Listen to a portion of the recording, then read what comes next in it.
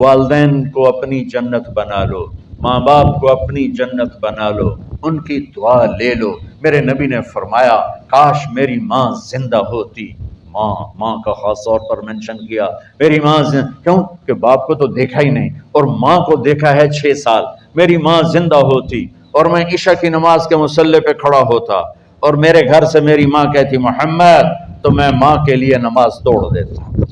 میرا نبی کہہ رہا ہے۔ اور جب آپ حج پہ تشریف لے گئے اور اب واقع گزر چکے ہیں، 6 برس کی عمر میں مدینہ سے نکلے 3 افراد، میرے نبی کی ماں، میرے نبی کے والد کی باندی ام ایمن، وہ بھی ماں ہیں، انہوں نے بھی دودھ پلایا تھا میرے نبی کو۔ 2 مائیں ہیں، ایک دودھ پلانے والی، ایک پیدا کرنے والی، اور ایک میرے نبی ہیں۔ جب ابوا کے پہاڑوں میں پہنچے تو اچانک ہارٹ اٹیک سے حضرت آمنہ 25 سال کی عمر میں انتقال فرما گئی، اور میرے نبی نے اتنا اس کا غم لیا۔ 6 سال کا بچہ، میں سن 2000 میں وہاں گیا تھا، میرے آنسوں نہیں رکنے کو آ رہے تھے کہ کہاں میرے نبی کی ماں کو اللہ نے اٹھایا، نہ کوئی آسرا، نہ کوئی سہارا، نہ کوئی رشتہ، نہ کوئی جھولی، نہ کوئی چھاؤں، ایسے تنہا یتیم کر دی۔ جب ان کو پتھروں میں دبا کے نیچے اترے، ام ایمن کو سے ہاتھ چھڑا کر بھاگے اور اوپر پہاڑی پہ چڑھ گئے۔ جب ام ایمن پیچھے گئیں تو ام ایمن نے کیا دیکھا کہ ابوا کے پہاڑ بھی رو رہے ہوں گے، آپ ماں کی قبر کو چمٹ کے ایسے اوپر لیٹے ہوئے تھے، قبر کو پکڑا ہوا تھا، اوپر لیٹے ہوئے تھے۔ جب ام ایمن قریب آئیں تو سنا آپ کہہ رہے تھے اماں جی آپ کو تو پتا تھا آپ کے سوا میرا کوئی نہ تھا، آپ مجھے چھوڑ کے کہاں چلی گئی، کیوں چلی گئی؟ 6 سال کا بچہ پہلی موت دیکھ رہا ہے تو ان کو سمجھ میں نہیں آ رہا کہ میری ماں کے ساتھ ہوا کیا ہے۔ ام ایمن نے اٹھانا چاہا، آپ نے اٹھنے سے انکار کر دیا۔ اس صدمے کو سینے میں لیے ہوئے 57 سال کے بعد، 7ویں دن بندہ رو نہیں سکتا، رونا ہی چاہے تو رونا نہیں آمدا، 57 سال کے بعد آپ اس وادی سے گزرے، اپنے اونٹنی کو ماں کی قبر کی طرف موڑ دیا، اور ان پلرز کو 3 گنا کرو تو وہ پہاڑ بنتا ہے، چھوٹی پہاڑی تھی۔ اونٹنی کو نیچے بٹھایا، اوپر پہاڑ پر گئے، اور یہ مجھے دیکھو، یوں آپ نے گھٹنے کھڑے کیے ماں کی قبر کے سرانے، اور یہ ہاتھ یہاں رکھے اور پھر سر دیا اپنے گھٹنوں میں یوں، پھر رونا شروع کیا۔ اتنا روئے، اپریل کا مہینہ تھا، دھوپ سر پہ پڑ رہی تھی، ہم تو ٹھنڈی دھوپ میں بیٹھتے، جب لمبا رونا ہو تو وہ یوں بیٹھتے ہیں سر اندر دے کر۔ اتنا روئے کہ آپ کی داڑھی ساری آنسوں سے بھر گئی، سینہ تر ہو گیا، احرام تر ہو گیا، اور کئی گھنٹے بیٹھ کے روتے رہے۔ 2 جہان کے سردار ہو کر تمنا کر رہے ہیں کاش اماں تو زندہ ہوتی، تو مجھے کہتی محمد میں تیرے لیے نماز توڑ دیتا۔ اور میرے نبی نے، یہ بچیاں غور سے سنو، میرے نبی سے پوچھا گیا یا رسول اللہ قیامت کب آئے گی؟ آپ نے فرمایا یہ تو اللہ کو پتہ ہے۔ نے کہا یا رسول اللہ کوئی نشانی بتا دی؟ تو آپ نے فرمایا جب بچیاں ماؤں کو ذلیل کریں گی تو قیامت آئے گی، جب بیٹیاں ماؤں کے ساتھ بدتمیزی کریں گی اور ماؤں کو ذلیل کریں گی تو قیامت آ جائے گی۔ ایک ماں بیٹی کو میں بھول نہیں سکتا، ماں کے موٹے موٹے آنسو گر رہے تھے، اور بیٹی ماں سے کہہ رہی تھی بھوک نہیں، ہماری اپنی پنجابی زبان بھوک نہیں، اوئے ہوئے ہوئے ہوئے، یہ تو ہم نوکر کو کہتے ہوئے ڈرتے ہیں، وہ ماں سے کہہ رہی تھی بھوک نہیں، یعنی بکواس نہ کر، رو کے چپ، صرف آنسو اس کے گر رہے تھے ایسے۔ شاید وہ یاد کر رہی تھی کہ 9 مہینے کیسے اس کو میں نے پیٹ میں پالا، جنتے ہوئے کتنی تکلیفوں سے گزری، اور اس کو دودھ پلاتے ہوئے کتنی راتیں میں نے کاٹ کاٹ کے گزاری، اور اس کے پیشاب دھوتے ہوئے کتنی دفعہ میں سردی میں ٹھٹھری، اور آج یہ مجھے کہہ رہی ہے بھوک نہیں۔ اس لیے میرے نبی نے فرمایا جس نے ماں باپ کو دکھ دیا، سنو غور سے بچوں سارے سنو، جس نے ماں باپ کو دکھ دیا اس پہ اللہ کی لعنت، اس پہ فرشتوں کی لعنت، اس پہ زمین آسمان کی لعنت، نہ ان کی نماز قبول ہے، نہ روزہ قبول ہے، نہ صدقہ قبول ہے۔ میرے نبی کی زندگی کا دوسرا روپ حقوق العباد، نماز حقوق اللہ میں آ جاتی ہے۔ میں حقوق العباد کی تھوڑی سی وضاحت کر رہا ہوں۔ ماں باپ زندہ ہیں تو دعا لے لو۔ والدین سے کہتا ہوں بچوں کو عزت دو۔ جہاں اولاد ماں باپ کے حقوق ہیں وہاں اولاد کے حقوق ہیں۔ اولاد کو عزت دو، اولاد کو عزت دو، اولاد کو عزت دو۔ بہت سی اولاد کی نافرمانی کا ذریعہ ماں باپ بن رہے ہیں، سختی کر کے، زبردستی کر کے اور ٹھونس کر چیزیں نوکروں کی طرح سلوک کر کے۔ میرے نبی کے گھر میں جب بیٹی فاطمہ ملنے کے لیے آتی تھیں تو میرے نبی بیٹھے نہیں رہتے تھے، جو اب چیئر پہ بیٹھے ہوئے، میرے نبی کیا کرتے تھے؟ کھڑے ہو جاتے تھے، کھڑے ہو جاتے، ایک دم کھڑے ہو جاتے تھے، اور پھر کھڑے نہیں رہتے تھے، تیزی سے آگے بڑھتے تھے اور حضرت فاطمہ کا ہاتھ پکڑ لیتے۔ یہ والدین غور سے سنو، حضرت فاطمہ کا ہاتھ پکڑ لیتے تھے اور ہاتھ پکڑ کے مجھے دیکھو یوں بوسہ لیتے تھے، بیٹی کا بوسہ لیتے تھے، پھر ہاتھ چھوڑتے نہیں تھے، ہاتھ پکڑے پکڑے لاتے لاتے لاتے ان کو چارپائی پر پہلے بٹھاتے تھے پھر خود بیٹھتے تھے۔ یہ باپ اور رسول ہو کر بیٹی کو یہ عزت دیتے تھے۔ پھر وہ جنت کی عورتوں کی سردار بنی، پھر وہ جنت کے سرداروں کی ماں بنی، پھر وہ اللہ کے شیر کی زوجہ بنی۔ تو والدین سے کہتا ہوں کہ اپنے بچوں کو عزت دو، عزت دو، عزت دو، عزت دو۔ پھر آپ سے زندگی کے بڑے فیصلے ہیں شادی۔ آپ لوگ اکٹھے پڑھتے ہو لڑکے لڑکیاں، اپنی شادی کے فیصلے خود نہ کرو، اپنے ماں باپ کے حوالے کرو۔ اس میں شرافت بھی ہے، اس میں برکت بھی ہے، اس میں رحمت بھی ہے۔ حضرت علی فاطمہ کا رشتہ لینے آ گئے اور جبریل ان سے پہلے آ گئے کہ یا رسول اللہ فاطمہ علی کے لیے ہے۔ باپ محمد مصطفیٰ جیسا ہے، رشتہ مانگنے والا علی جیسا ہے اور بیٹی فاطمہ جیسی ہے۔ اور آپ پوچھتے ہیں علی کیسے آئے؟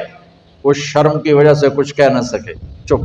آپ کو تو پتا تھا، آپ نے فرمایا فاطمہ کے رشتے کے لیے آئے ہوگا؟ جی۔ تو جبریل تنال بیٹھا ہوا ہے کہ یا رسول اللہ اتھے ہی کرنا ہے۔ آپ نے ہاں نہیں کی، آپ نے کہا انشاءاللہ، اور یہ کہہ کر اٹھ گئے۔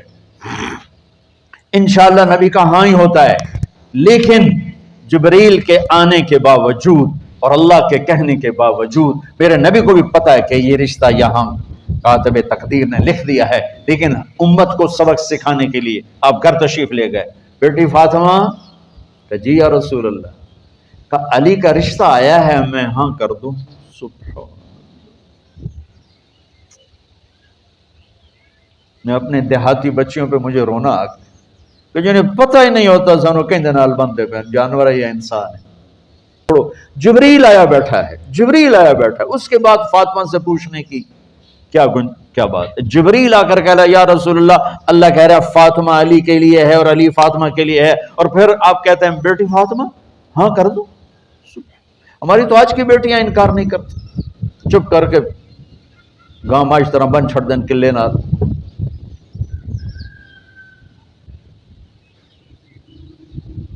کوئی ان کے اندر کے جذبات کو سننے والا کوئی نہیں ہوتا، اپنی انانیت پر یہ فیصلے کرتے ہیں۔ اور میرا نبی کہہ رہا بیٹی ہاں کر دو۔ سبحان اللہ، آپ کا کیا خیال ہے؟ فاطمہ نے انکار کرنا تھا؟ یہ بیٹیاں نہیں انکار کرتی تو فاطمہ نے کہاں کرنا تھا؟ لیکن یہ سبق دینا تھا ان والدین کو جو نادانی کے فیصلے کر کے اولاد کو ہمیشہ ایک ٹھنڈی آگ میں دھکا دے دیتے ہیں۔ حضرت فاطمہ رضی اللہ تعالیٰ عنہا نے جب ہاں کی پھر آپ باہر نکلے تو صحابہ باہر کھڑے انتظار کر رہے تھے کہ کیا ہوا۔ حضرت علی کو بھیجنے والے تھے عبد الرحمن بن عوف، پہلے ابو بکر گئے تو آپ نے انکار کر دیا، عمر گئے رشتہ مانگا، آپ نے انکار کر دیا۔ عبد الرحمن بن عوف نے علی سے کہا آپ جائیں، آپ کا رشتہ رد نہیں ہوگا۔ کہنے لگے میرا تو ذاتی گھر بھی کوئی نہیں، مجھے کہاں سے رشتہ ملے گا، میں تو بالکل غریب ہوں۔ کہ نہیں تم جاؤ۔ تو واپس آتے انہوں نے عبد الرحمن بن عوف پہ چڑھائی کر دی، وہ کیا ہے نا تو میں نے گلے آئی، انکار ہو گیا۔ تو صحابہ نے پوچھا کیا ہوا؟ کہ کچھ کہا ہی نہیں، چپ کر کے اٹھ گئے۔ تو عبد الرحمن بن عوف کہنے لگے کچھ بولے صحیح، کہ بس اتنا کہا انشاءاللہ کا تو مبارک ہو، نبی کا انشاءاللہ ہاں ہوتا ہے۔ اچھا تو اتنے میں آپ باہر تشریف لے، کہا علی جی بلاؤ لوگوں کو بلاؤ۔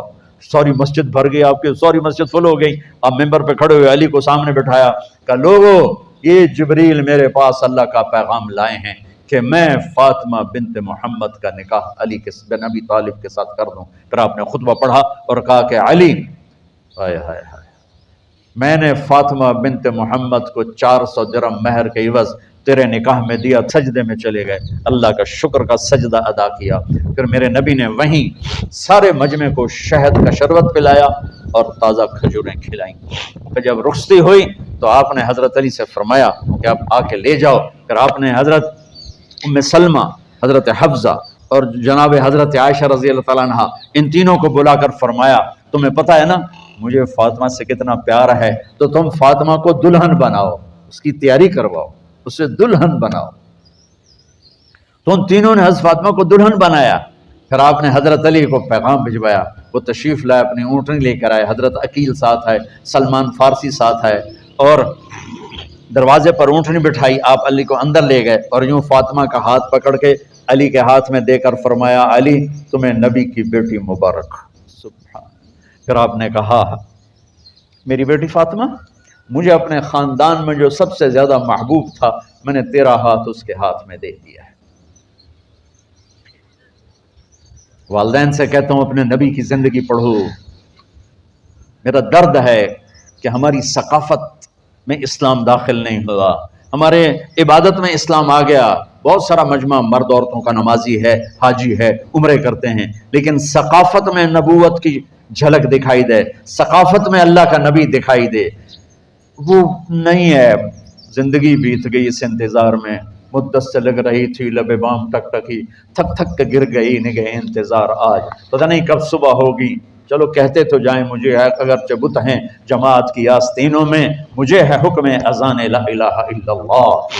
والدین کے ذمہ ہے اولاد کو عزت دینا، ان کے سب سے بڑی خواہش میں ان کا احترام کرنا کہ زندگی انہوں نے گزارنی ہے، اور آپ کے ذمہ ہے والدین کے آگے سر جھکا دینا. اللہ کے واسطے کورٹ میرجز اور خفیہ شادیاں یہ نہ ہماری ثقافت ہے نہ یہ انسانیت ہے. ہمیشہ دکھ دردوں میں زندگی گزرتی ہے کہ اصل زندگی تو موت کے بعد آنے والی ہے. تو والدین پڑھیں شریعت کو، اولاد بھی پڑھے اپنے نبی کی زندگی کو. ایک شخص حضرت عمر کے پاس آیا ایک بیٹے کو لے کر، کہا امیر المومنین یہ میرا بیٹا بڑا نافرمان ہے اور مجھے بہت تنگ کرتا ہے. حضرت عمر کے پاس لاٹھی ہوتی تو انہیں یوں اٹھائی. وہ کہنے لگا حضور معافی دیا جائے، ایک میری گل سن لو. آپ نے فرمایا کیا؟ کہنے لگا ماں پیو دے بڑے حق ہیں، بالکل ٹھیک ہے، پر کوئی ساڈا حق بھی ہے ماں پیو؟ ہم نے کہا ہاں. دوسرا حق یہ ہے نام اچھا رکھے. تیسرا حق یہ اس کو قرآن کی تعلیم دے. کہا جی پھر سن لو حضرت جی، ایسا میرے پیو کو پوچھو اس حبشی عورت نال شادی کر کے مینوں حبشی ماں دیتی، انہوں کوئی عرب ماں ہی نہیں لتی. میرا پہلا حق اس مارے ہے. دوسرا سن لو، اس نے میرا نام جولان رکھا ہے. جولان گندگی کے کیڑے کو کہتے ہیں، اس نے میرا نام جولان رکھا ہے. اور تری سن لو، اس آیت میں نے قرآن دی شکل نہیں دکھائی. حضرت عمر ہوئی سوٹا ہو دے سر تے پھیر دے کہ پہلے تیری مالش کراں پھر ایدی کر سکتے. تو آج کے والدین بھی اپنی اولاد کے بارے میں بہت بہت بہت غافل ہیں. اور اولاد کا بھی حال یہی ہے، چونکہ ماں کیا ہے، باپ کیا ہے، اولاد کیا ہے، یہ شریعت، یہ قرآن بتاتا ہے، یہ میرے نبی کی زندگی بتاتی ہے.